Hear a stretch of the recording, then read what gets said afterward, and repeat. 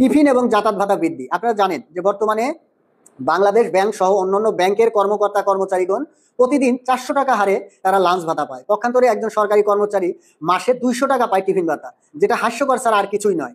আবার একই সাথে আমাদের যাতায়াত ভাতা আছে 300 টাকা, মানে মাসে পরে 10 টাকা। আর এই টিফিন ভাতা পরে দিনে পরে 10 টাকা এবং টিফিন ভাতা দিনে পরে 6 টাকা। মানে এটা এক প্যাকেট বিস্কুট কেনার মতো এই টাকাটা আমাদেরকে দেওয়া হয় না। একটা বিস্কুটের দাম বলতে গেলে 10 টাকা এখন, এবং কলা আছে, তার সাথে পানি আছে। যাই হোক, বিদ্যমান বাজার ব্যবস্থার সাথে সামঞ্জস্য রেখে আমরা এটাকে এই 200 টাকার পরিবর্তে আমরা লাঞ্চ ভাতা চেয়েছি 400 টাকা হারে প্রতিদিন, এবং একই সাথে মাসিক যাতায়াত ভাতা 300 টাকার পরিবর্তে আমরা 3000 টাকা চেয়েছি।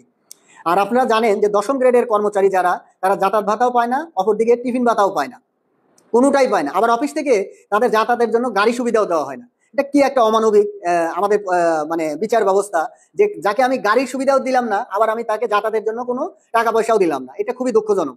তো সেই বিবেচনায় আমরা বলেছি যে আমাদের এই দশম গ্রেডের কর্মচারীদেরও এই টিফিন ভাতা এবং লাঞ্চ ভাতায় মানে যাতায়াত ভাতা এবং লাঞ্চ ভাতায় অন্তর্ভুক্তকরণের জন্য।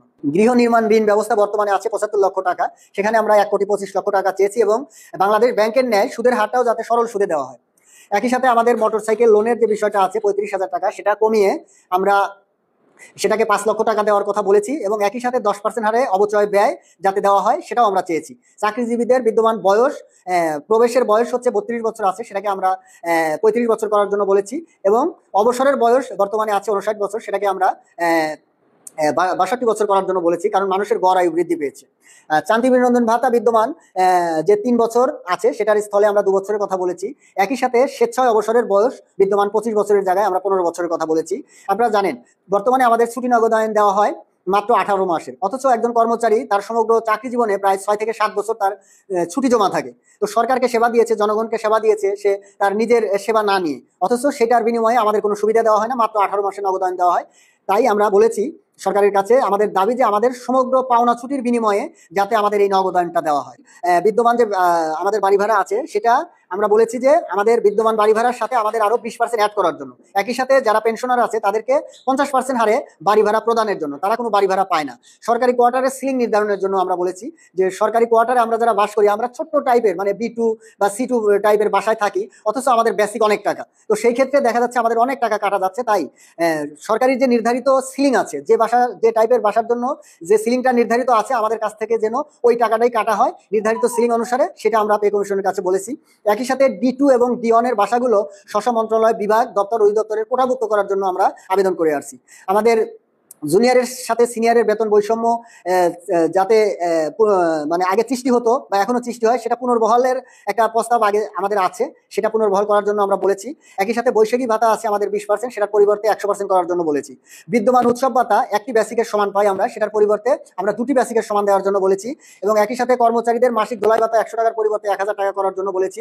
আপনারা জানেন নবম পে কমিশন 1 জানুয়ারি 2026 থেকে দেওয়ার কথা আমাদের মাননীয় অর্থ উপদেষ্টা বলেছেন, কিন্তু আমরা যুক্তিকতা তুলে ধরে বলেছি যে এটা 1 জুলাই 2025 থেকে কার্যকর করার জন্য। কারণ আমাদের ইতিপূর্বের যতগুলো পে স্কেল সেটা 1 জুলাই থেকেই হয়েছে। আমাদের বাজেট কার্যক্রম শুরু হয় 1 জুলাই থেকে, আমাদের ইনক্রিমেন্ট কার্যক্রম শুরু হয় 1 জুলাই থেকে, মানে প্রত্যেকটা জিনিসই আমাদের 1 জুলাই থেকে কার্যকর হয়। তাই আমরা বলেছি যে আমাদের 1 জুলাই 2025 সাল থেকে যাতে এটা কার্যকর করা হয়, প্রয়োজনে আমাদের 1 জানুয়ারি 2026 থেকে আমাদের বকেয়া সুবিধা দেওয়া হোক, এটা আমাদের চাওয়া ছিল। হসপিটালের একজন রোগী তার খাবার এবং পথ্যের জন্য প্রতিদিন সে 175 টাকা হারে তার পাশে ব্যয় হয়, এবং একই সাথে আমাদের যারা কয়েদি, আপনারা জানেন যারা কারাবন্দী, তাদের প্রতিদিন আমরা যা যা দেই সেটা আমাদের কাছে অর্ডার আছে যে 54.68 গ্রাম তাকে মাছ দেওয়া হয়, এবং গরুর মাংস দেওয়া হয় 58.17 গ্রাম, খাসির মাংস দেওয়া হয় 54.68 গ্রাম, এবং মুরগির মাংস দেওয়া হয় 56.85 গ্রাম। তো একজন কয়েদির জন্য যদি আমরা প্রতিদিন এইভাবে বিভিন্ন মাংস সহ অন্যান্য খাবারের আয়োজন করি, আমার যারা 20 গ্রেডের একজন কর্মচারী, তার বেসিক হলো 8,250 টাকা,